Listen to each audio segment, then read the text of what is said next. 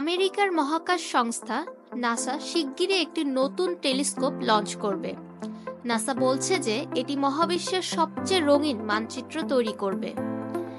SPHERX নামক এই টেলিস্কোপের আকার খুব বেশি নয়, তবে এটি প্রায় 2 বছরের মিশনের সময় প্রচুর পরিমাণে তথ্য সরবরাহ করবে।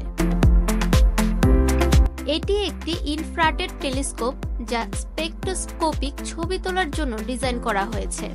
স্পেকট্রোস্কোপিক ছবি একটি উৎস থেকে আলোর বিভিন্ন তরঙ্গদৈর্ঘ্য পরিমাপ করে। এটি মহাবিশ্বে এবং তার ক্লাস্টারের বৃদ্ধি সম্পর্কে গুরুত্বপূর্ণ তথ্য প্রদান করবে। এর সাথে এটি মহাকাশে জলের অবস্থানও নির্দেশ করবে। এই মিশনটি 27 ফেব্রুয়ারি লঞ্চ হবে। মহাবিশ্বের প্রতিটি বস্তু বিভিন্ন রঙে আলো ছড়ায়। আমাদের চোখ এই সমস্ত আলোকে 3টি ব্যান্ড ভাগ করে। SPHERX প্রতিটি বস্তু থেকে আলোকে আকাশের 96টি ব্যান্ডে বিভক্ত করবে। এটি মহাবিশ্বের বস্তুর রসায়ন এবং পদার্থবিদ্যা সম্পর্কে নতুন তথ্য দেবে। এই মিশন মহাকাশে অন্যান্য ইনফ্রারেড টেলিস্কোপের কাজকে শক্তিশালী করবে। এর মধ্যে রয়েছে জেমস ওয়েব স্পেস টেলিস্কোপ এবং হাবেল স্পেস টেলিস্কোপ।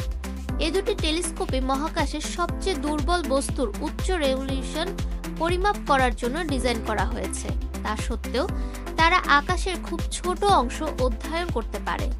উদাহরণস্বরূপ জেমস ওয়েব স্পেস টেলিস্কোপ এক সময় যা পর্যবেক্ষণ করতে পারে তার চেয়ে আকাশ 15 মিলিয়ন গুণ বড়।